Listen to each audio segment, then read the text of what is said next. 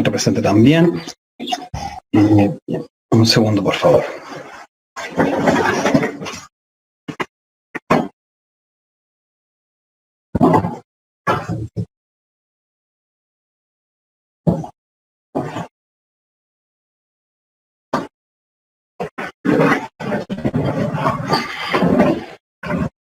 Bien. Reanudamos entonces la audiencia. Se encuentra entonces efectuando su descargo la defensa. ¿Quién tiene la palabra para continuar con su exposición?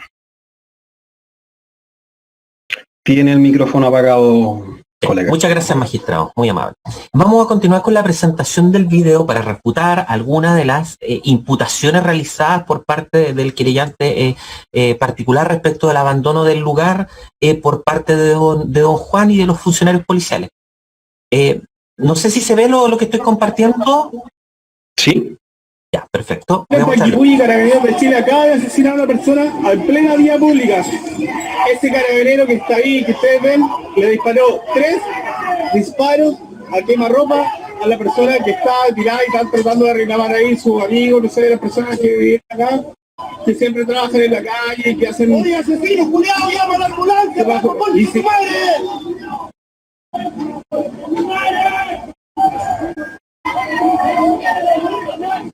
De verdad fue increíble, güey. ¡Qué calma, culiao!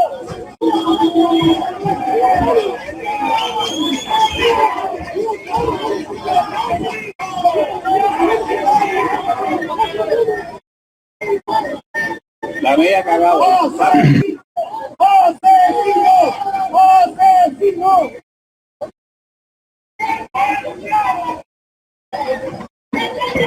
¡Paco, culiao, lo mataste con tu madre!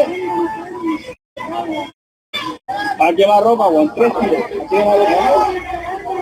A 3 tiros, weón, quemar ropa ahí en medio de la calle. No estaba haciendo nada, weón.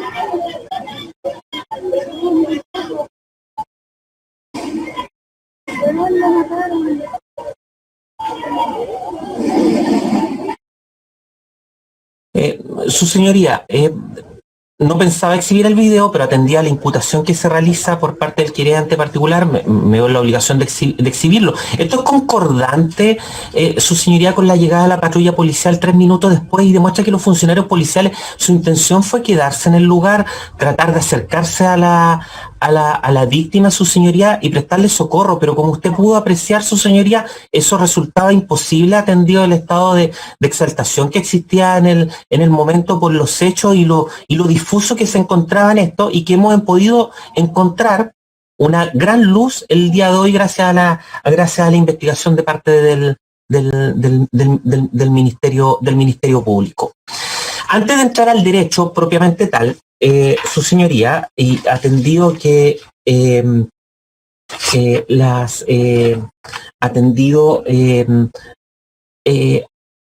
algunos temas que quiero señalar, me voy a permitir exhibir otro video, su señoría. Un momento. No,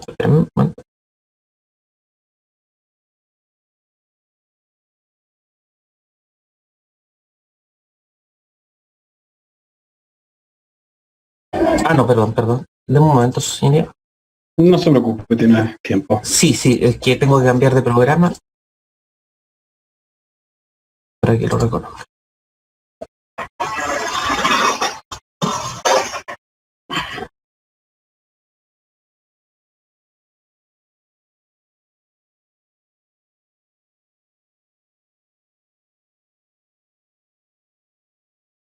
Ya, esto forma parte del material del Ministerio Público, tengo entendido. Voy a mostrarlo.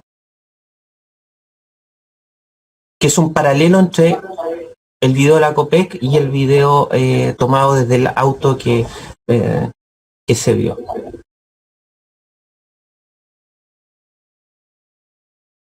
Ya lo hemos visto hartas veces, pero me quiero detener a un punto.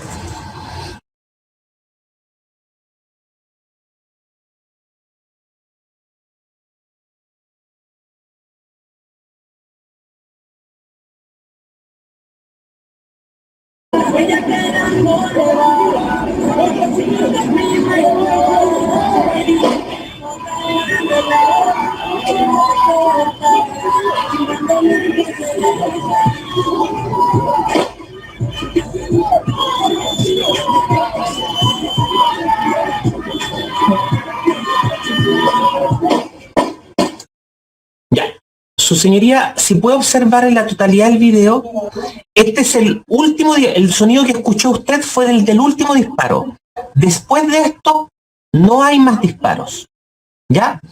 Si podemos, voy a adelantar un poco, a ver si puedo, muy lentamente. De un momento, su señoría.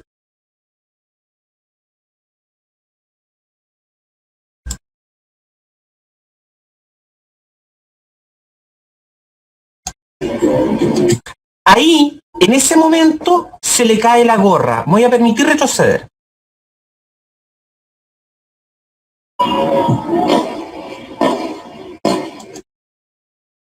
Todavía no se le cae la gorra y ya sucedió el último disparo.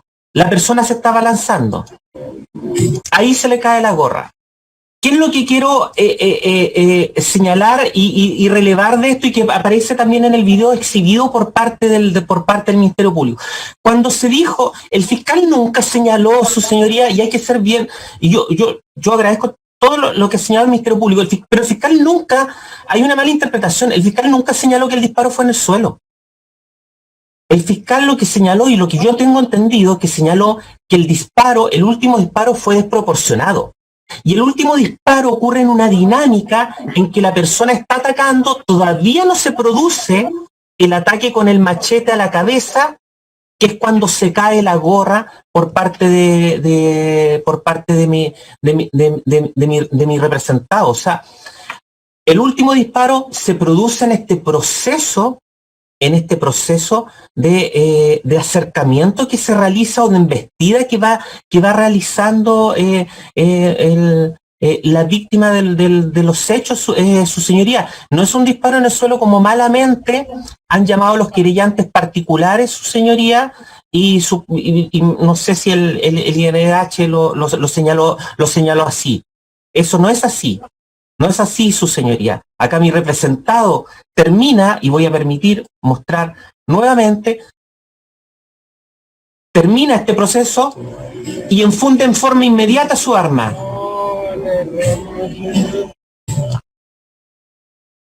Enfunde en forma inmediata su arma. Si eso no es legítima defensa, yo no sé qué es legítima defensa, su señoría. O sea, yo me pregunto si acá cualquiera de nosotros, si recibe el ataque con machetes de 50 centímetros, ¿va a preguntar si tienen filo o no? ¿Si son capaces de herir o no? ¿Va a preguntar si son de verdad o no? Son de verdad, sí. Pero va a hacer esas preguntas. O sea, el carabinero se vio enfrentado a una situación que él no buscó, en que retrocedió 18 metros tratando de evitar a esta persona, pidiéndole que bajara las armas, y la persona nunca lo hizo y al final termina siendo atacado por esta persona con machetes en ambos brazos y termina ocurriendo el desenlace que tenemos, que es una tragedia, es una lástima. Cualquier vida humana es relevante, su señoría. Pero mi representado también tiene derecho a proteger su vida, porque sabe que también tiene una familia que espera que su padre llegue cada día a la casa. Vamos a ver, su señoría, los requisitos de la legítima defensa, porque se ha hablado mucho de que acá no hay legítima defensa, de que no existe, etcétera, pero nosotros creemos que se configura en una forma prístina. Miren, nosotros creemos que los hechos que ha señalado el Ministerio Público, la única diferencia tal vez con nosotros es la conclusión, que ellos estiman que el último disparo fue desproporcionado. Nosotros creemos que no, por lo que exhibimos. Ya, ¿cuáles son los requisitos de la legítima defensa? Que exista una agresión ilegítima, que esta agresión, ¿no es cierto?, sea real, sea actual o inminente. ¿Ya? Mucho se ha cuestionado el tema de los primeros disparos y se habló en legítima defensa. Creemos que el Ministerio Público no lo cuestiona, estima que es legítima defensa. Pero me voy a permitir no citar a mí, sino citar al profesor Roxin sobre el tema al inicio de los disparos en los pies. El profesor Roxin dice: por tanto, el sujeto que se acerque a otro con ánimo de lesionarle, blandiendo un arma contundente de modo amenazante, ya se le puede disparar en defensa a la pierna, por mucho que solo haya una tentativa de lesiones en el momento en que la víctima esté al alcance del agresor y éste levante la mano para golpear. Página 620, su señoría, de su derecho penal, parte general, tomo 1. O sea, en una situación idéntica a la que se ve enfrentado primeramente, porque como acá tengo imputaciones diversas por parte de los querellantes particulares que señalan que nunca se actuó en legítima defensa, pues bien, no soy yo, es el profesor Klaus Roxin, que en su manual de Derecho Penal parte general, en un caso idéntico, señala que está habilitado para dispararle a los pies. El funcionario, antes de recibir la última agresión, todos sus disparos se dirigieron a la parte baja de la víctima, su señoría, que blandía, igual que en el libro, blandía sus sables o los exhibía y se acercaba al funcionario. ¿Ya? Pero además, su señoría, hay que tener en consideración respecto a esta actualidad, ya que a esta inminencia de la acción, que todo medio de defensa debe ser eficaz. Debe ser eficaz para soportar el ataque, y el que se defiende no debe ser capaz de soportar ningún riesgo. Yo no debo elegir, si tengo varios medios para elegir, obviamente debo elegir el medio más idóneo para poder repeler al ataque. Pero en la elección de esos medios, yo también tengo que elegir un medio de defensa que sea eficaz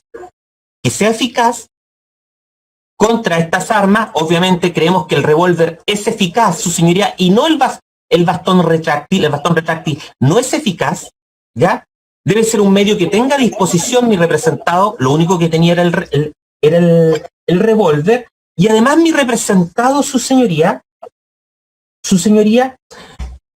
no tiene por qué soportar riesgos derivados de esta agresión. No tiene por qué correr riesgos de la agresión inminente que puede sufrir. ¿Ya?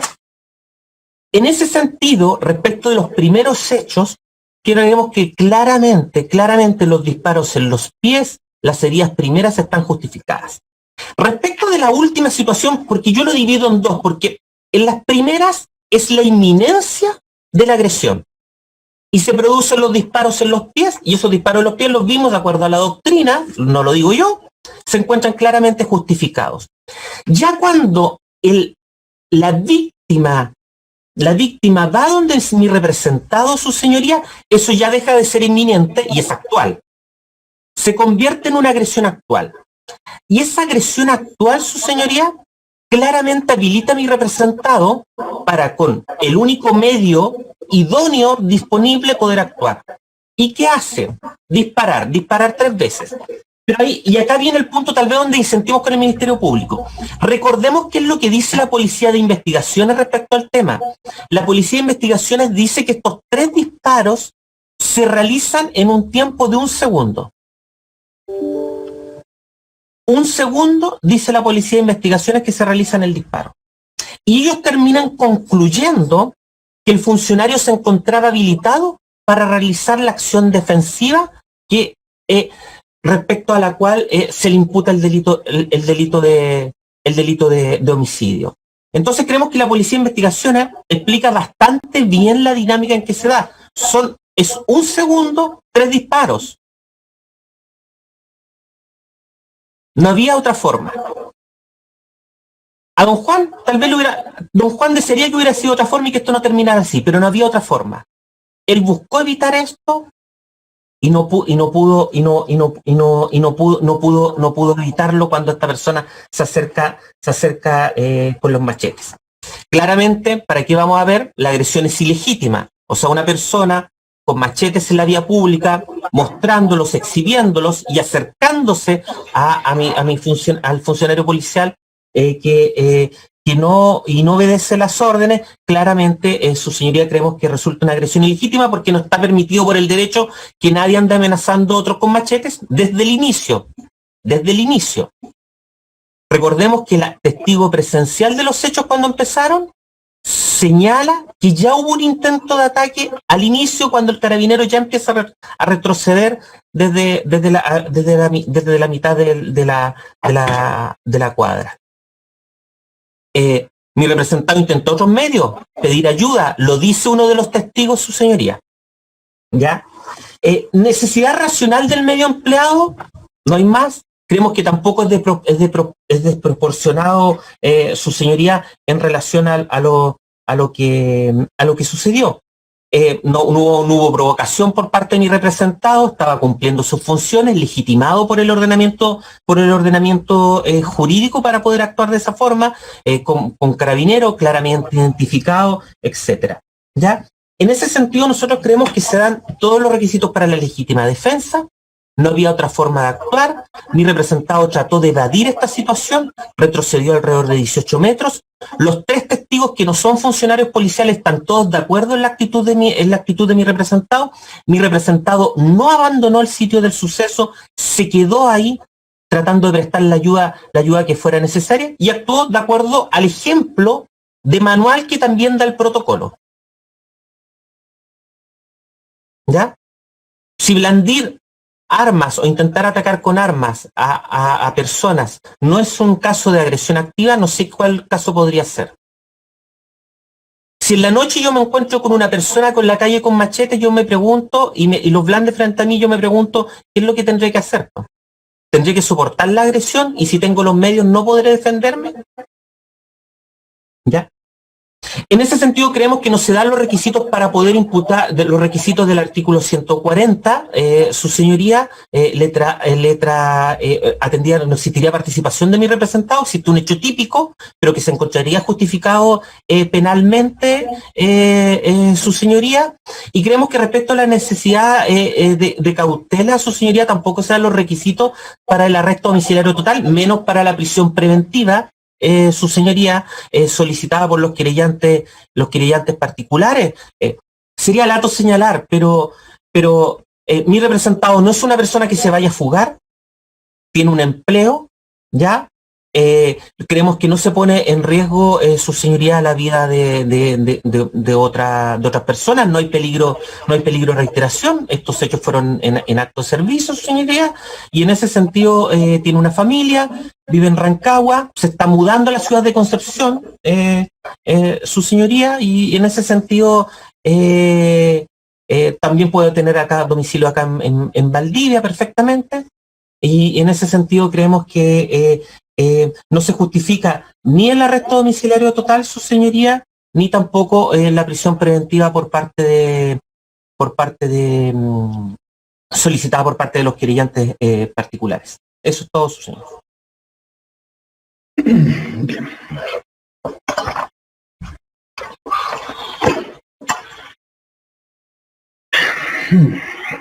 Bien, iniciaremos entonces ronda de réplicas.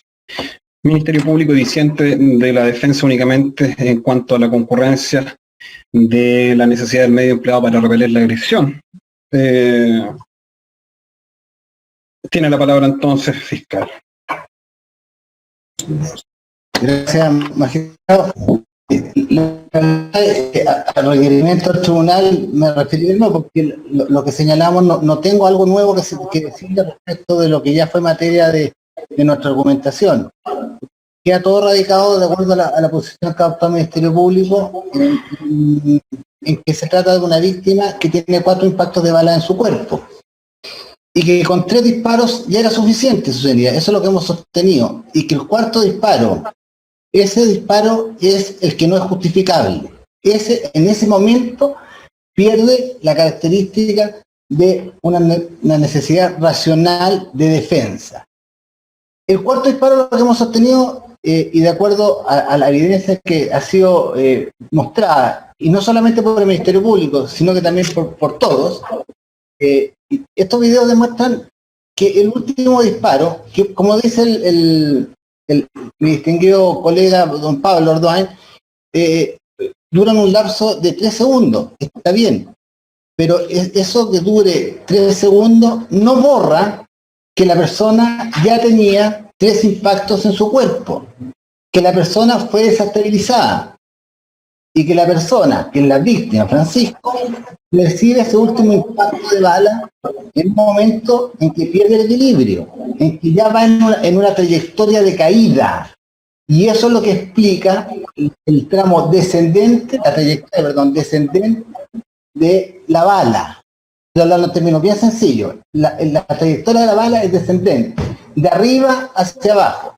Y esto no es menor, porque esto elimina la hipótesis por la salida de que la persona estuviese en el suelo. Algo se vislumbró. Nuestra teoría, de acuerdo a la evidencia, a la pericia, nos hace imposible sostener eso. Porque si la persona estuviese en el suelo, no podría tener una trayectoria descendente. Y eso es lo importante, las máximas de la experiencia, magistrado. Si la persona está en el suelo, la trayectoria es recta, no es descendente. Y no se necesita ser perito, magistrado, para poder sostener algo así. Porque por algo baja.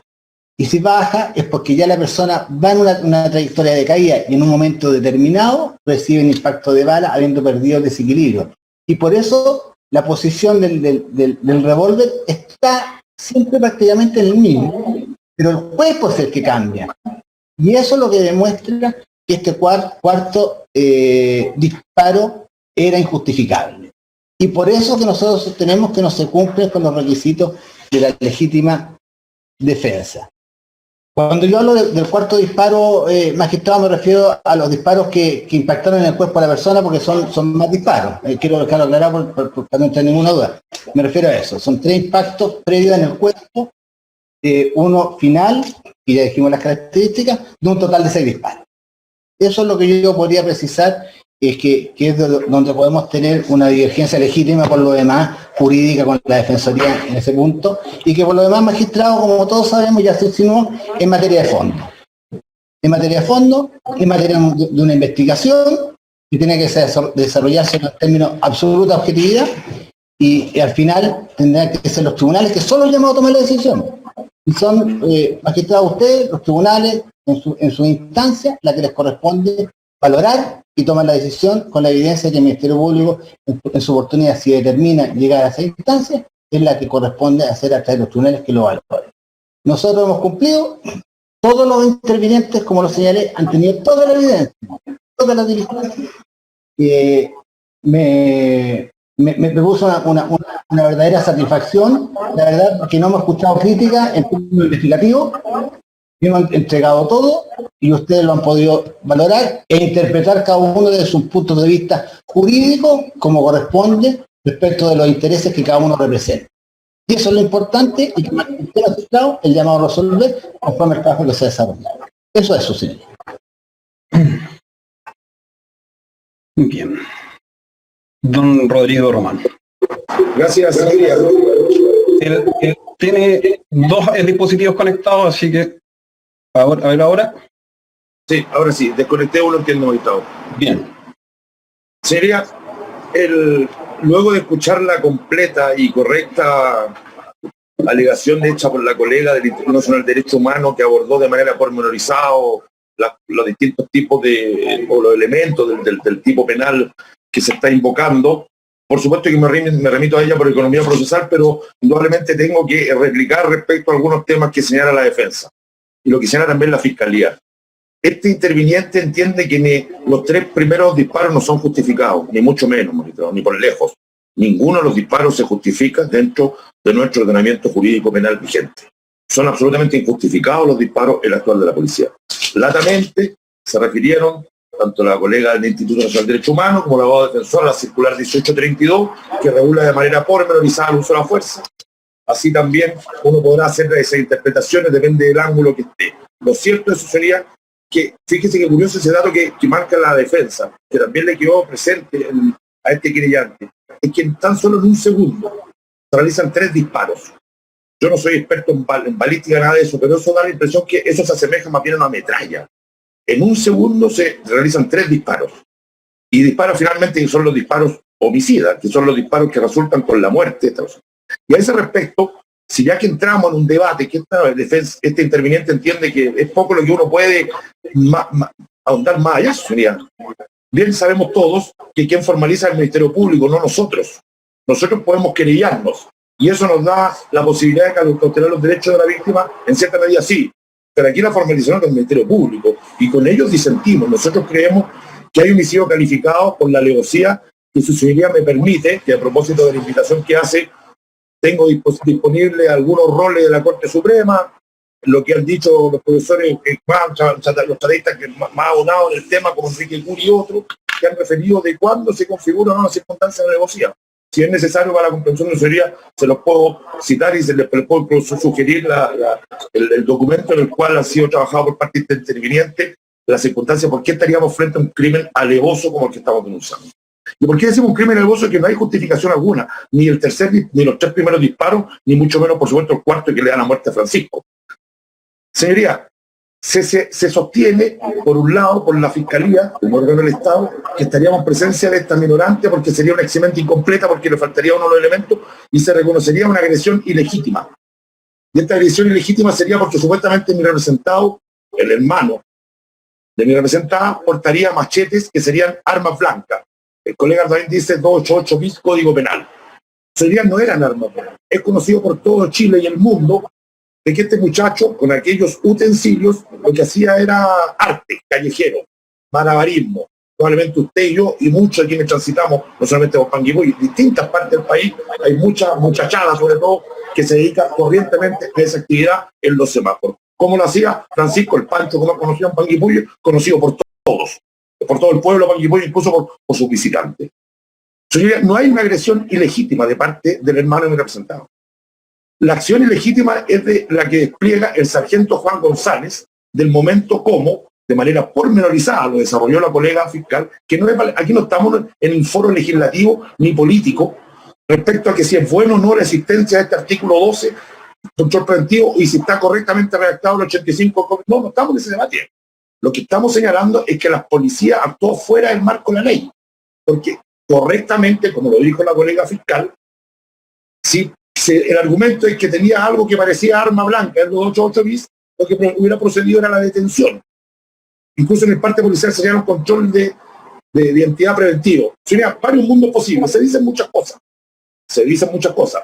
Respecto de la gorra que resalta el colega en el video de la defensa, que aportó ahora, lo curioso es que si bien él ve volar la gorra, después vemos al final que el policía tiene la gorra puesta. Y respecto al auxilio denegado, su señoría, con el permiso de su señoría, los demás intervinientes, me permito citar lo que todos pudimos escuchar en el audio. Cuando se increpa al policía, se le dice: oye, asesino culiao, llama a una ambulancia, conche tu madre. Eso fue el audio que escuchamos. Una persona desesperada que veía a otro que yacía en el suelo, muriéndose por 4 disparos a quemarropa, a mansalva, a menos de 1 metro, cuando este caía en el corazón, su señoría. Y con esto le repito, lo que estoy señalando es que la trayectoria tiene importancia. No es baladí la circunstancia que el tercer disparo se produjo a la altura de la zona central del cuerpo, en el tronco, en la parte inferior del tronco, en la zona pélvica, y la cuarta en el corazón. Su señoría, esa no solamente no es la forma que no tiene que actuar la policía, precisamente aquello constituye el delito de homicidio calificado según lo ha dispuesto, lo cree este querellante, porque no concurren los presupuestos entonces de la agresión. Es ilegítimo el actuar de la policía. Frente a una agresión ilegítima de parte del policía, pudiese haber una agresión también de parte de la víctima. Pero aquí la falta de legitimidad es el actuar ilegal de la policía. La policía en un Estado democrático de derecho no puede actuar como lo hizo el sargento Juan González. De lo contrario, esto convierte a nuestra república en un Estado policial, más no un Estado democrático de derecho. Su señoría, desde luego, no existiendo entonces la agresión ilegítima, uno de los requisitos de concurrencia de la legítima defensa, no existiendo la proporcionalidad en el medio empleado, desde luego, porque no solamente esto que originalmente era machete, pasó a ser un utensilio para el desarrollo de arte callejero. A algunas personas no les gusta eso, pero eso es para debatirlo en otra sede, no en sede jurisdiccional. Lo cierto es que es un dato de la realidad que hay personas como Francisco, que resultó muerto por este actual criminal del imputado, resultó muerto a propósito del desarrollo de una actividad artística. Los detalles que da la colega del INDH, por supuesto que no son menores, su señoría. La circunstancia de haber empuñado estas 3 supuestas armas blancas, como dice la Fiscalía, con su mano, desde luego daría cuenta entonces de lo lesivo o de lo letal que pudiera ser dicha arma blanca. Eso no era un arma blanca, partió siendo cuchillería, pero derivó siendo un utensilio para el desarrollo de arte callejero. Entonces, esos son los hechos. Corresponde a su señoría calificar si esto es primero tolerable en un Estado democrático de derecho, al punto como lo sostiene el defensor Ardaín, de que esto se justifica, razón por la cual tendríamos que dar por terminado el debate, darle la libertad al imputado de que no hay delito. Eso no es justificable en un Estado democrático de derecho. Lo justificable es que por concurrir los presupuestos del artículo 140, esto es antecedentes que justifiquen la existencia del delito, según este interveniente, del delito de homicidio calificado, de denegación de auxilio del 253 y del 14D de la Ley de Control del Explosivo. Concurren en concurso esos tres delitos. Las penas por esos tres delitos en ningún caso permitirían, según el 140C, entender que no es constitutivo para el peligro de la seguridad de la sociedad. Por último, su señoría, es una pésima señal para la sociedad en general, que está expectante respecto a la decisión que se va a tomar en los próximos minutos, es que se tolere por parte de la jurisdicción que un policía, sin más, profiera 4 balazos a una persona, termine con la vida en la calle con él, no le presta auxilio y finalmente realiza disparos injustificados porque simplemente se siente con la autoridad para ello. Eso sería, le hemos confiado el uso de armas a la policía, no para que lo hagan de esa manera. Y esa equivocación, ese error, no solamente es para venir a pedir clemencia al sistema penal, como lo está haciendo la defensa. Hay que asumir las consecuencias, sobre todo cuando hay una persona que estaba haciendo uso de un arma de fuego y que estaba especialmente entrenada para aquello. Porque por último, si se quiere, sufriría, a propósito de la nomenclatura y a propósito de la jerarquía en la policía, estamos en presencia de un sargento con una alta formación, una trayectoria suficiente que le permite haberse representado que su señoría no era necesario usar su arma de fuego, ni menos en la forma que finalmente terminó de manera trágica con la vida de Francisco Martínez. Su señoría, quiero agregar que en lo que señala la defensa, que habrían testigos que dan cuenta que el hermano representante se habría balanzado sobre el imputado, si bien pudiera pretender configurar la teoría del caso de la defensa, carece de sentido porque la falta de proporcionalidad entre estos utensilios para la explosión de arte callejero versus un arma, un proyectil balístico de 38 calibre, sería un policía de sobra, se puede haber representado que tan solo un balazo podría haber significado la muerte de Francisco y no, en ningún caso se justifica conforme a nuestro ordenamiento jurídico procesal y nuestro ordenamiento jurídico penal. Razón por la cual, su señoría, yo terminaría citando también correctamente a lo que nos enseña Ardaín a propósito de lo que nos enseña todo el profesor Roxin. Efectivamente, en el pasaje que se hace, resumido, muy acotado de Roxin, él entendería que se autorizaría disparar en las piernas a una persona. Su señoría, aquí se disparó el corazón. Y Roxin, por supuesto, que si leyera este caso, en ningún caso diría que es permitido dispararle en el corazón a una persona. Eso es todo, gracias.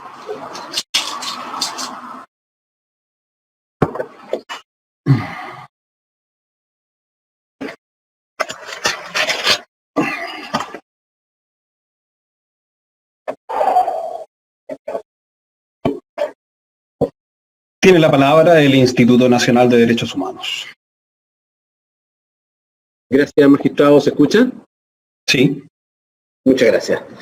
Su señoría, al igual que en la oportunidad anterior, haré yo unas breves exposiciones para luego dejar a la otra colega del instituto.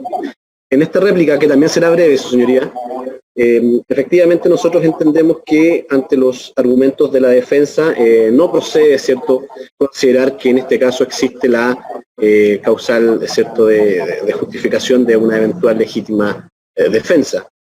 Su señoría, el tema es importante un poco hacernos cargo de lo que señaló la defensa. Si el procedimiento se inició como un control de identidad y si este era preventivo o no. La defensa dice que en realidad eso no tiene ninguna importancia.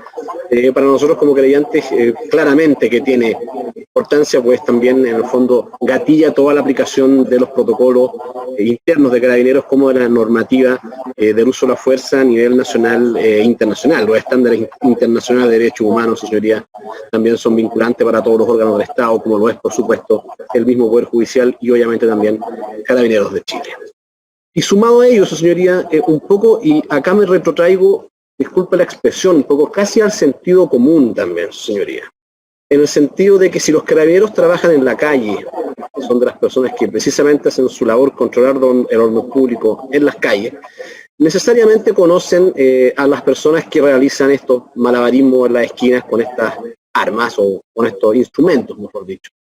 Entonces, claramente un poco el tema de que si estos tenían filo o no, la fotografía que se acompañó por parte de mi colega de instituto es bastante aclaratoria, y entendemos que los señores carabineros claramente tienen cierto un poco el conocimiento de que aquella arma efectivamente no tenía necesariamente era idónea o tenía una efectividad letal. Esto es algo como bastante claro.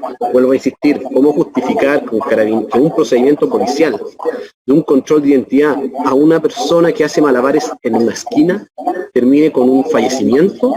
La defensa sigue sin darnos una respuesta, a juicio de nosotros, que sea contundente y legalmente apropiada. Su señoría, no olvidar, por ejemplo, que la circular 1832 también se da a la luz del acuerdo que hay en el sistema interamericano con ocasión del fallecimiento de Alex Lemun, también de parte de Carabineros de Chile. Carabineros de Chile también lo sabe, tiene claridad respecto del límite de uso de la fuerza a nivel nacional e internacional. Su señoría, es claro también en cuanto al estándar de los requisitos que pretende imponer la defensa para cualquier persona respecto de una eventual agresión. Lo cierto es que los carabineros forman parte de las fuerzas de orden y seguridad pública y constituyen la fuerza pública y existen para dar eficacia al derecho y garantizar el orden público y la seguridad pública interior.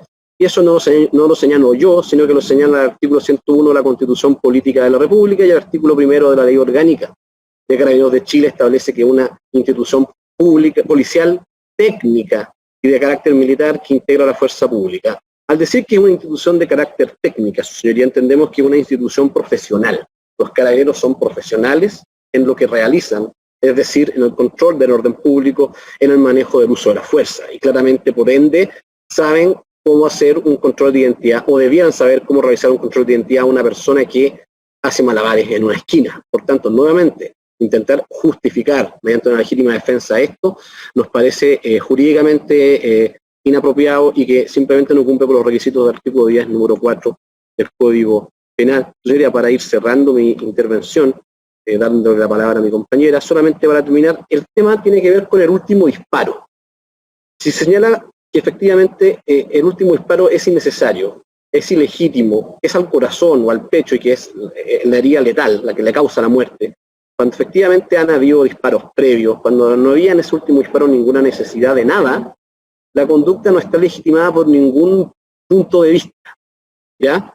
¿Por qué? Porque en definitiva cuando se realiza el último disparo a la víctima ya no la están agrediendo, por ende no puede haber legítima defensa. No es que acá estemos con requisitos incompletos de la causal de justificación, sino que acá no hay ni siquiera legítima defensa incompleta, porque esta requiere una agresión.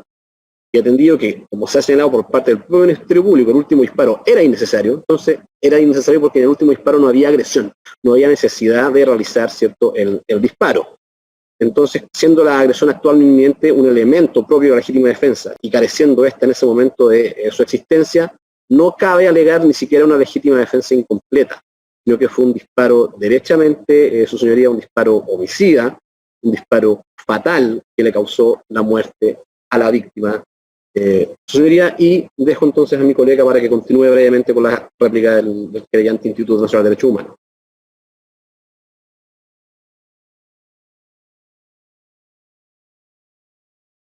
Su señoría, muchas gracias. Muy brevemente, quisiera referirme a algunos puntos a los que hizo referencia el defensor. Lo primero es el énfasis que puso el defensor, no sé si... El énfasis que puso el defensor en que todas las vidas humanas valen lo mismo. Eso es evidente. Eso es algo que, por supuesto, el Instituto de Derechos Humanos no va a cuestionar. Es evidente que la vida del imputado vale lo mismo que la vida de la víctima o que la vida de cualquiera de nosotros. Ese no es el punto. El punto es que desde el momento en que el imputado desenfundó su arma de servicio, su vida no estaba en peligro. Tampoco estaba en peligro su integridad física. Lo otro que confunde el defensor es que... Abogada, las últimas alegaciones de que la vida del funcionario no estaba en peligro, le ruego que las aterrice en razón a la prueba que se produjo en esta audiencia. Sí, su señoría. Principalmente es lo que a lo que ya hice referencia anteriormente, ¿cierto? El hecho de que los supuestos machetes estaban sostenidos por el filo, y por mucho que el sujeto los haya subido y bajado, los haya alzado, eso no implica una amenaza si los tiene sostenidos por el filo del arma, porque el filo del arma no permite manipular el supuesto arma. Por lo mismo quiero que se aterrice bien a la prueba que se produjo. Hay dos machetes que están sostenidos con la mano izquierda, efectivamente desde el filo, y un machete que está sostenido con la mano derecha desde la empuñadura. Entonces, por favor, ajustémonos a la prueba, porque la prueba es bastante objetiva. Sí, por supuesto. Entonces, lo que se ve en el video es que tiene sostenidos en un primer momento los machetes todos desde el filo. Y luego, después de los primeros disparos, efectivamente sostiene ambos machetes desde la empuñadura y se dirige a realizar un ataque en contra del funcionario carabinero. Pero eso solo con posterioridad a los primeros disparos. Pero la declaración de la testigo reservada hasta el momento, que dice en relación con el blandir y de intentar atacar con un machete, sí, ¿te la va a omitir? ¿O la construir de alguna forma con alguna medio probatorio? No, nosotros no estamos en posesión en este minuto de la declaración de la testigo protegida, pero de lo que yo pude entender de la reproducción de esta declaración que hicieron tanto el defensor como el señor fiscal, es que ella se refiere a blandir cuchillas. No, Eso efectivamente lo hace, eso nunca nosotros lo hemos negado. De hecho, mostramos en los fotogramas, ¿cierto?, que obtuvimos del video, que él, los cuchillos que sostenía desde la hoja, los sube y los baja, los sube y los baja. A ver, querellante, entiendo que su preparación de la audiencia se basó en el examen del video que se ha hecho presente en esta audiencia y que ha circulado por todas las redes, en definitiva. Pero la declaración de este testigo, que ha sido expuesta por el Ministerio Público, que ha sido expuesta por la defensa, dice relación con un intento de ataque que es anterior a todos los eventos que se visualizan en ese video. Entonces, no sé, ¿usted se hará cargo de esa declaración? ¿La controvertirá? Sí, ¿Quiere que el tribunal le reste valor a esa declaración? Mire, yo la verdad es que no tengo la declaración, entonces no puedo decirle que si hay elementos... Es que por eso fue leída, y se señaló por el Ministerio Público, por la defensa, que al momento de que el imputado intenta tomar del brazo al afectado, al occiso, intenta atacar con uno de los machetes al funcionario policial. Eso fue relatado textualmente o literalmente por el Ministerio Público y por la defensa. Exacto. Entonces, por favor, hacerse cargo de la prueba en su conjunto para que tengamos una discusión lo más objetiva posible. Por supuesto, señoría, sí. Dos cosas respecto a eso. Lo primero es que, bueno, como la declaración no se leyó completa, a eso me refería con que yo no sé si después de haber dicho eso hay alguna forma de atenuación de lo que dijo, no lo sé. Yo conozco la misma parte que conoce usted, y en ese sentido lo que cuestiono es lo siguiente. Las declaraciones de los cabos señalan que cuando el sujeto se resistió, lo que hizo fue que no hizo caso y le señaló lo que ya se reprodujo, ¿cierto? Paco culiao, te voy a matar, levantando sus manos con los machetes. Levantando sus manos con los machetes. Levantando las manos con los machetes, los sostenía en la mano. ¿Ya? Estas son las declaraciones de los funcionarios de policía que acompañaban al imputado en el procedimiento. Y lo segundo es que, y esto va relacionado también con algo que dijo el defensor respecto a que la víctima estaba mirando directamente al imputado, ¿cierto? Y no al otro carabinero que se encontraba al lado. Eso no es relevante, ¿por qué? Porque Carabineros tiene una obligación de defender la vida de terceros. Y por lo tanto, si el cabo primero que acompañaba al imputado hubiese estado o hubiese evaluado la situación como una situación de puesta en peligro para el imputado, debió haberlo defendido. y debió haberlo defendido de la misma forma en que actuó el imputado, pero no lo hizo. No lo hizo en un principio, no lo hizo después con los segundos balazos, y no lo hizo hasta el final, cuando ya el imputado había efectuado varios disparos, en que se limitó a apuntar con su arma al sujeto, pero no a realizar disparos. Entonces, esos dos hechos nos hablan de que la evaluación de la situación del propio funcionario de Carabineros, que estaba cercano a los hechos, como vimos en las imágenes, y que además tiene el mismo entrenamiento y los mismos protocolos que el imputado, actuó completamente diferente porque valoró la situación como una situación en la que no había puesta en peligro para la vida ni para la integridad física de nadie. De otra forma, él debió haber actuado y debió haber disparado.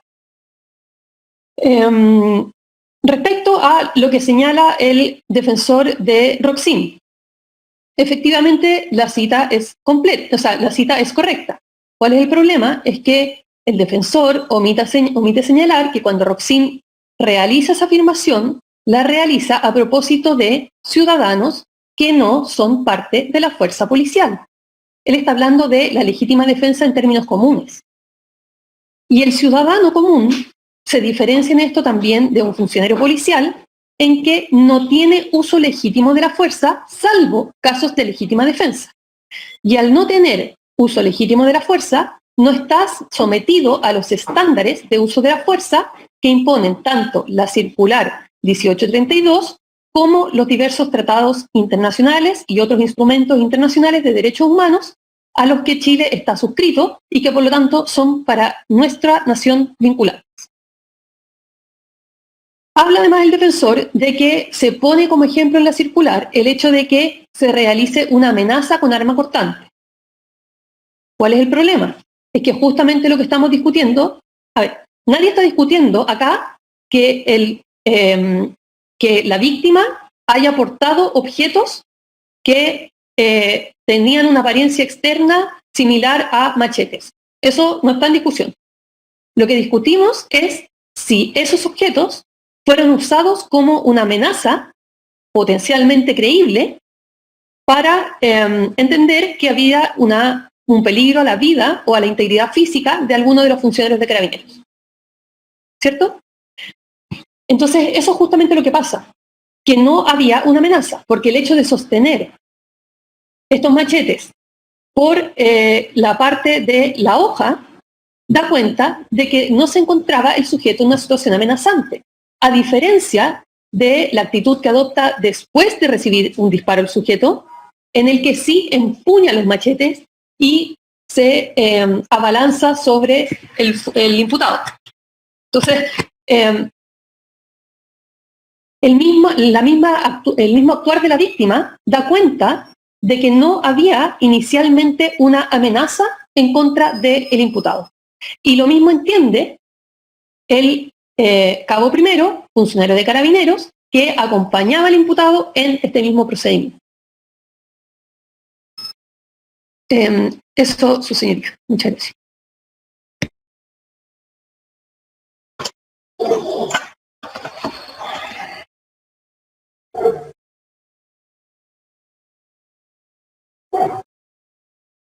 Bien. Finalmente, Gracias. la defensa entonces tiene la palabra. Muchas gracias, su señoría. Bueno, coincidimos con algo ahora con uno de los querellantes, con el Instituto Nacional, que reconozcan al menos que cuando se abalanza habría una agresión ilegítima. Ya, ese es un punto en común que debemos señalar, que ya podemos seguir avanzando al menos en ese punto. Su señoría, la declaración la leí íntegra, solo omití el párrafo inicial para evitar identificación de la testigo, su señoría. La testigo es clara, se dijo 2 veces sobre el ataque inicial que partió, su señoría, afuera, no puedo decir el nombre, pero afuera en un determinado sector de la cuadra, su señoría. Se ha hablado mucho de Carabineros acá por parte de los querellantes, su señoría. A ver, acá el que se está juzgando es a don Juan. De verdad, sí, los querellantes tienen algún problema con las actuaciones de Carabineros, pueden hacer las demandas respectivas, pero acá no se juzga a Carabineros, acá se está juzgando a don Juan. Don Juan, un sargento, su señoría, con una familia que vino a prestar servicios acá a Panguipulli, que no conocía al sector, no conocía al imputado con anterioridad y que llevaba 2 días, con el fin de reforzar el plan seguro de verano. A eso vino don Juan, su señoría, a servir a Panguipulli. Él nunca quiso esto. Él no conocía al imputado, su señoría, ya que se señala que era una persona... No lo conocía porque llevaba 2 días acá trabajando su señoría. A ver, se amenaza también de implicancias de lo que tendría la resolución, su señoría. Yo confío en la decisión de UCIA. Creemos que no se tiene que andar amenazando sobre las implicancias que esto tiene, si es justificable, las pésimas señales. Acá se están juzgando los hechos, su señoría, los hechos imputados por parte del Ministerio Público de acuerdo a los antecedentes que existen hasta este momento. Y hasta este momento existen 3 testigos, una que señala la agresión inicial y 2 testigos que están en los vehículos que señalan la agresión final, que señalan que el carabinero empezó siempre a retroceder y siempre pidió que bajara los cuchillos, su señoría. 3 testigos que no son funcionarios policiales. En ese sentido, de acuerdo a todos los antecedentes, a toda la prueba, a las propias conclusiones de la Policía de Investigaciones, creemos que no hay antecedentes que permitan entender su señoría, que permiten entender, de que el actuar de mi representado se encuentra claramente justificado de acuerdo a lo previsto en el artículo 10, número 4. Por último, su señoría, debemos señalar que la legítima defensa está establecida para todos los ciudadanos. ¿Ya? La legítima defensa está establecida tanto para los funcionarios policiales, su señoría, como para cualquier ciudadano del país. No existe, como en otros países, su señoría, una distinción de estándares distintos. La legítima defensa tiene un reconocimiento legal y en base a ello es lo que debe fallar el juez, su señoría. No en base, su señoría, a estándares que no están tampoco tan claramente delimitados. El estándar es claramente legal, pero aún así el funcionario cumplió con las normas de acuerdo al protocolo 1832. Agresión activa constituye una amenaza con un arma cortante, su señoría. ¿Ya? Eso es todo. Estimamos que no resultan procedentes imponer medidas cautelares y si se llegara a pensar que es posible imponer, su señoría, la defensa propone medidas cautelares de baja intensidad como el arraigo nacional, firma mensual y arresto a lo más, si se estimara pertinente, arresto parcial. Eso.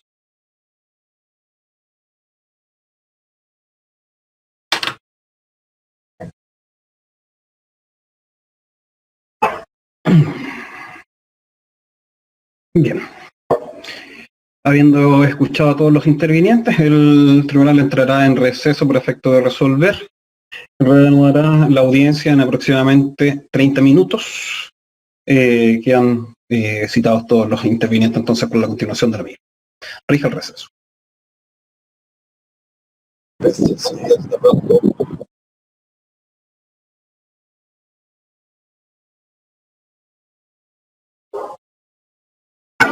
Se reanuda entonces la audiencia. Antecedentes rol interno 170-2021. Se deja constancia de la presencia de todos los intervinientes individualizados al inicio de la misma. Y a continuación el tribunal pasará a emitir su decisión. Desde ya se piden las disculpas del caso por haberse extendido más allá de lo presupuestado el tiempo destinado a resolver. La complejidad del caso ameritaba ello. Bien. El tribunal entonces pasa a resolver. En Panguipulli, a 8 de febrero de 2021. Visto y considerando a la petición del Ministerio Público de aplicación de la medida cautelar de arresto domiciliario total y petición del querellante particular e Instituto Nacional de Derechos Humanos de aplicación de la medida cautelar de prisión preventiva. Todo respecto del imputado Juan González Iturriaga, con oposición de la defensa en todos los casos por los fundamentos de intervinientes que constan en el registro de audio, el tribunal considera lo siguiente. Primero, que en cuanto al delito perseguido por el Ministerio Público, esto es homicidio simple del artículo 391, número 2 del Código Penal, en la persona de Francisco Martínez Romero, en grado de desarrollo consumado, presuntamente perpetrado en esta jurisdicción el día 5 de febrero del corriente, tanto la conducta típica de dar muerte como el resultado típico del fallecimiento son ya a estas alturas un hecho público y notorio, como lo es también la participación del imputado en calidad de autor de aquel. En cuanto a la antijuridicidad y culpabilidad de la conducta del imputado me referiré posteriormente. Segundo, en cuanto a las alegaciones de los querellantes particulares, este sentenciador disiente de las calificaciones jurídicas propuestas por aquellos, en razón de los fundamentos que se señalarán a continuación. Primero, ambas teorías del caso descansan sobre la base de la inexistencia de una agresión ilegítima por parte de la víctima Francisco Martínez Romero. Sin embargo, de la prueba reproducida en audiencia, surgió el antecedente de una única testigo que refirió los eventos acaecidos el pasado día viernes, desde el inicio del procedimiento policial que acabó en la muerte del afectado, cuya identidad se ha mantenido reservada, quien refiriese que al momento de que el imputado toma de la mano al afectado, este hace uso de uno de los machetes que portaba para intentar agredir con el mismo al imputado, quien producto de aquello retrocede y, acto seguido, desenfunda su arma de servicio. Han expuesto versiones contradictorias en relación a la actuación policial que se verificaba en ese momento, como constitutivas de un control de identidad preventivo del artículo 12 de la Ley 20.931, o bien del control de identidad del artículo 85 del Código Procesal Penal. Pero conforme al antecedente probatorio incorporado, queda de manifiesto que, ante el señalamiento de que el afectado tendría que acompañar al funcionario a la unidad policial y asirle de su brazo, el afectado reacciona intentando agredir con el elemento que portaba al funcionario policial. El testimonio de la testigo reservada no resultó controvertido por elemento probatorio alguno. Proviene de una testigo civil, respecto de quien no se han incorporado antecedentes que permitan suponer una motivación para deponer en falso o dudar de su imparcialidad. Es el único medio probatorio no policial que da cuenta del inicio del procedimiento y, a juicio de este sentenciador, se configura como el elemento probatorio que en definitiva dirime la controversia, puesto que desde un principio ubica al afectado en el nivel 5 de agresión activa potencialmente letal que contempla el protocolo de actuación policial consagrado en la circular 1832 de Carabineros de Chile, por la circunstancia de amenazarse, o más bien, derechamente intentar agredir al funcionario policial, haciendo uso de ello para ello de un arma blanca, consistente en uno de los 3 machetes con hoja de 50 centímetros de largo que el afectado portaba al momento de producirse el hecho. Si bien en audiencia quedó de manifiesto que el elemento portado se corresponde con un machete que fue adaptado para la realización de malabares, haciendo Roma su punta, no es menos cierto que por el material metálico de su composición y peso de un utensilio de dichas características, en el evento de ser utilizado como arma, blandiéndolo, el eventual resultado de dicho uso igual mantiene carácter potencialmente letal, toda vez que dirigido el golpe hacia la cabeza o cuello, puede producir lesiones de gravedad o incluso la muerte. Dicha conducta del afectado, conforme al protocolo anteriormente citado, habilitó al funcionario policial para hacer uso de su arma de servicio, en la forma establecida en el mismo. Luego, la conducta del afectado, de agresión activa propia potencialmente letal en contra del imputado, descarta la calificación jurídica propuesta por el Instituto Nacional de Derechos Humanos, de violencia innecesaria, toda vez que en la especie se verificó un escenario en el cual el funcionario policial se encontraba reglamentariamente habilitado para hacer uso de aquella, derivando la necesidad de la misma de la conducta de la persona sujeta al procedimiento policial. Lo anteriormente expuesto descarta también la calificación jurídica por el querellante particular de disparo injustificado. El testimonio referido precedentemente se configura como un antecedente nuevo, desconocido hasta esta audiencia tanto para la opinión pública como para los querellantes, y como se ha dicho, no ha resultado controvertido por prueba alguna que haya sido incorporada, sin perjuicio de los resultados que posteriormente se podrán arrojar en la investigación formalizada al día de hoy.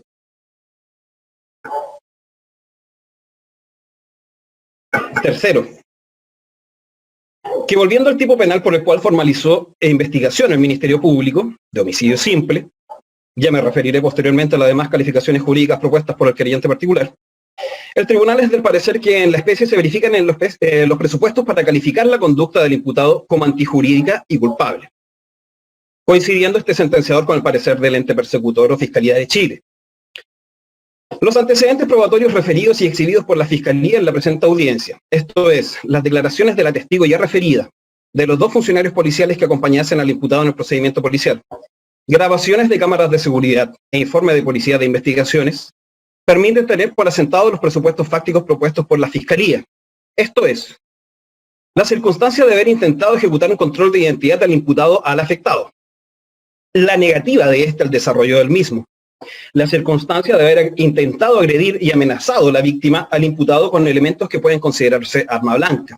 Y finalmente, la circunstancia de haber hecho uso al imputado de su arma de servicio para repeler la agresión mientras retrocedía.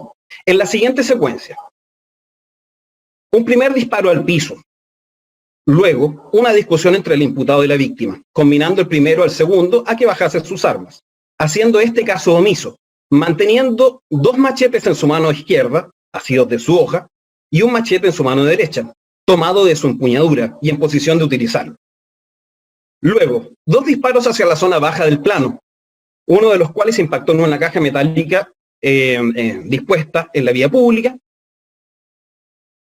y otro en la pierna del imputado. Luego, un acometimiento de la víctima hacia la persona del imputado, blandiendo dichos objetos contundentes.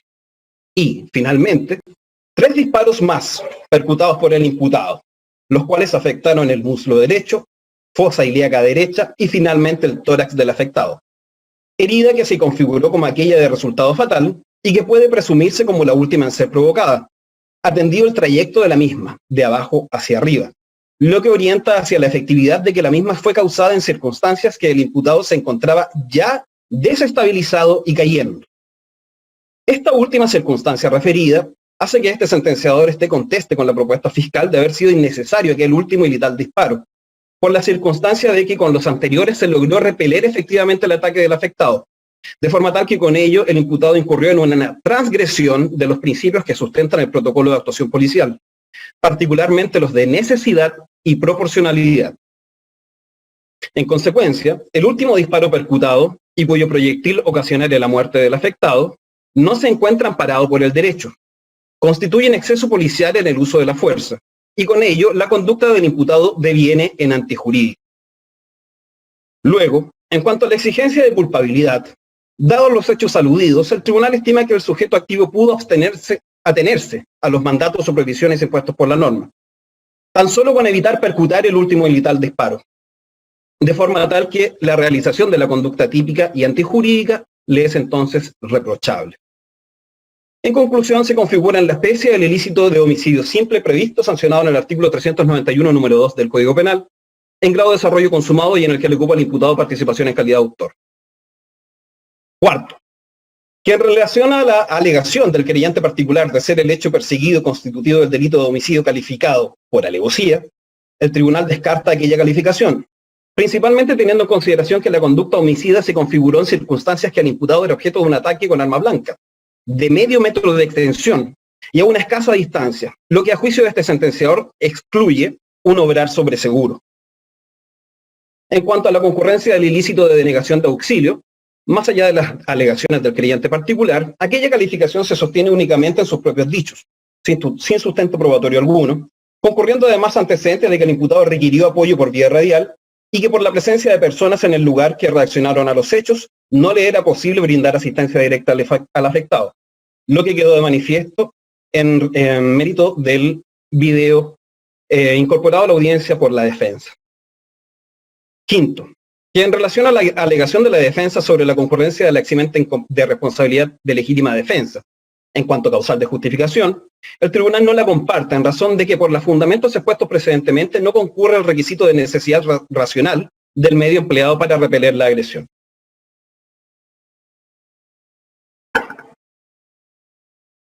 Sin perjuicio de lo anterior, y coincidiendo el tribunal con la apreciación del Ministerio Público, se configura la especie de la eximente incompleta del artículo 11, número 1 del Código Penal, toda vez que, conforme a los antecedentes probatorios expuestos en audiencia, se dan en la especie dos de los requisitos de la causal de legítima defensa consagrada en el artículo 10, número 4 del Código Punitivo, esto es, la agresión ilegítima del afectado y la falta de provocación suficiente por parte del imputado.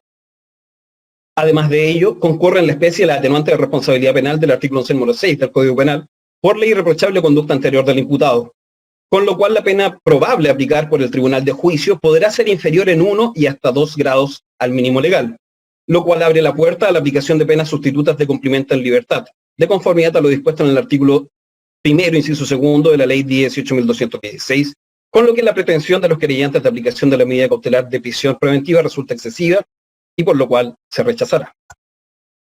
Sexto, que, empero, concurriendo en la especie los presupuestos del artículo 140 letras A y B del Código Procesal, en cuanto a antecedentes que permiten presumir fundadamente la existencia del delito y participación del imputado en aquel, y estimándose que los antecedentes vertidos por el Ministerio Público en audiencia permiten concluir que la libertad del imputado constituye un peligro para la seguridad de la sociedad, atendido el ilícito perseguido, pena asignada, carácter y gravedad del mismo, se hará lugar a lo pedido por la Fiscalía y se decretará en contra del imputado la medida cautelar de arresto domiciliario total del artículo 155 letra A del Código Procesal Penal.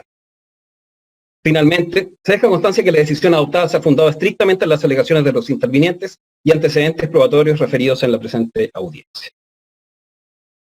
Expuesta ya la resolución del tribunal, peticiones adicionales. Sí, sería esta querellante, sí, pues cuando usted me lo permita. Adelante, tiene la palabra.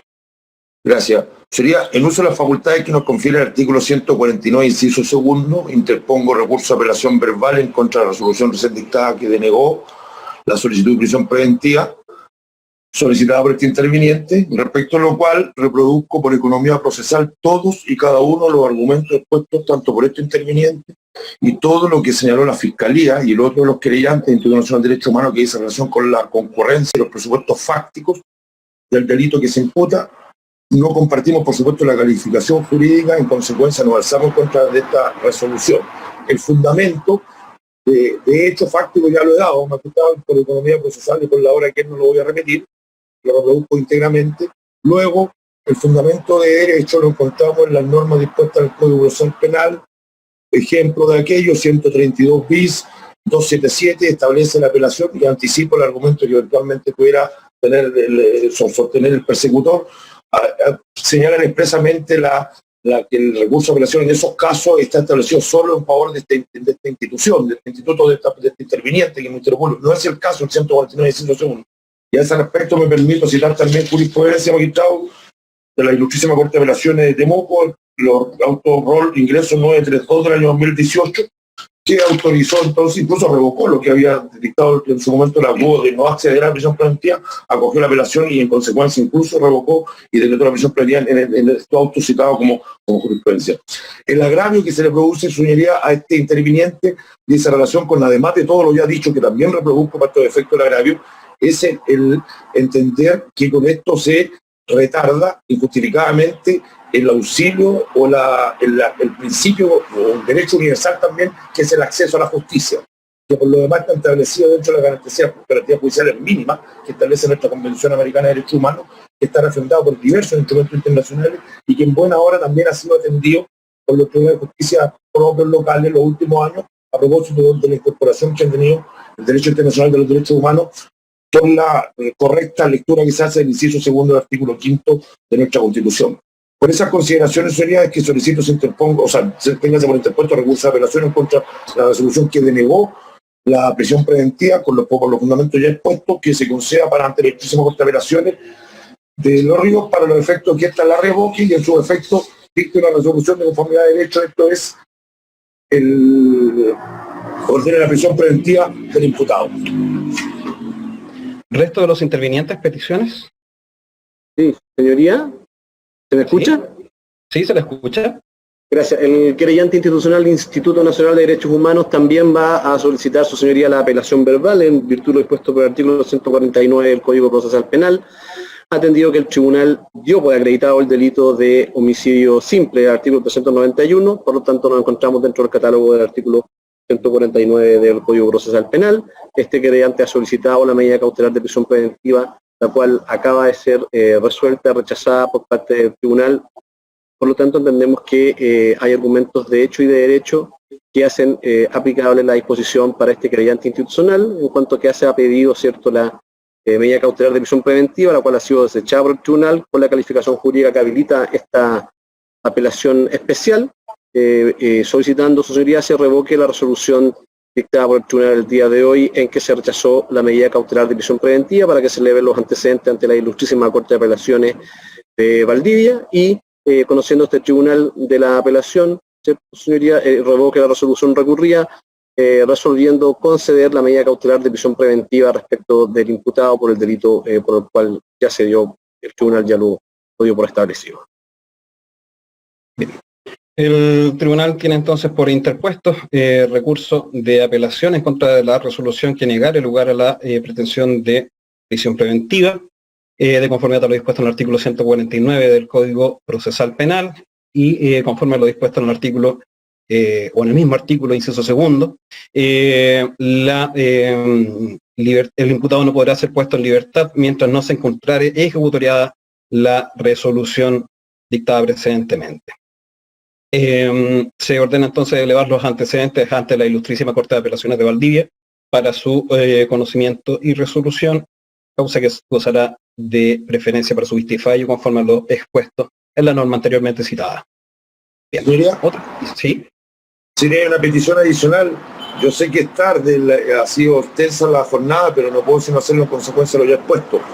En la circunstancia de que el imputado se mantenga a disposición de la jurisdicción, importa de quién es la institución respecto a cuál va a estar a cargo de aquello.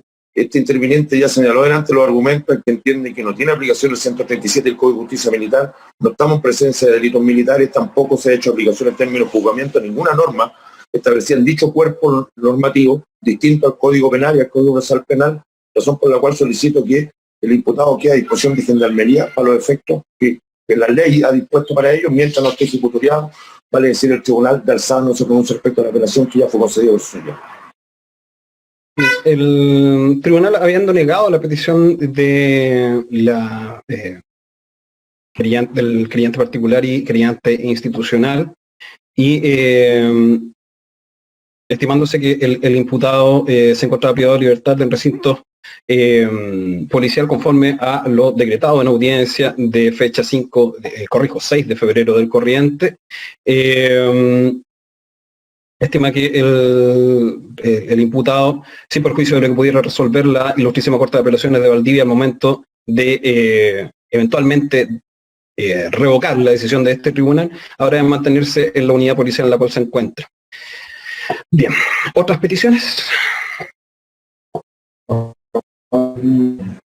¿Plazo de investigación convenientes? Sí, magistrado regional. Perdón, no, disculpe, fiscal regional, tiene la palabra. Sí, muy breve, magistrado, solamente proponer debate respecto del plazo investigativo. ¿Su propuesta? La propuesta, magistrado, es muy breve, 4 meses de plazo de investigación. Estimamos que podría ser razonable, porque tiene que haber un plazo que sea razonable. Lo fundamentamos en que hay muchas diligencias pendientes, a mencionar a título ilustrativo, peritaje audiovisuales, peritaje mecánico de elementos incautados, peritaje balístico del arma, ADN estable, levantamientos planimétricos fotográficos de distancia, ubicaciones, de las interacciones de los sujetos, y eso va a demandar un tiempo. Pero además de esto, señoría, estamos presentes hoy día con 2 querellantes y una defensa, por lo tanto son 3 intervinientes más que tienen todo el legítimo derecho de pedirle diligencia al Ministerio Público y nosotros de realizarla en la medida que sean conducentes. Razón por la cual, viendo así, haciendo un pronóstico, vamos a tener diligencias que nos van a pedir 3 intervinientes, más aquellas propias del Ministerio Público, y eso va a demandar un trabajo que en un plazo de 4 meses es probable, no lo digo con ninguna certeza, es probable que pudiesen estar agotadas, pero siempre existe bajo fundamentos que podamos sostener el día de mañana la posibilidad de pedir ampliaciones de los plazos. Pero lo planteamos de esta forma, con un plazo razonable estimamos por ahora de 4 meses. Traslado intervinientes. En primer lugar, querellante particular.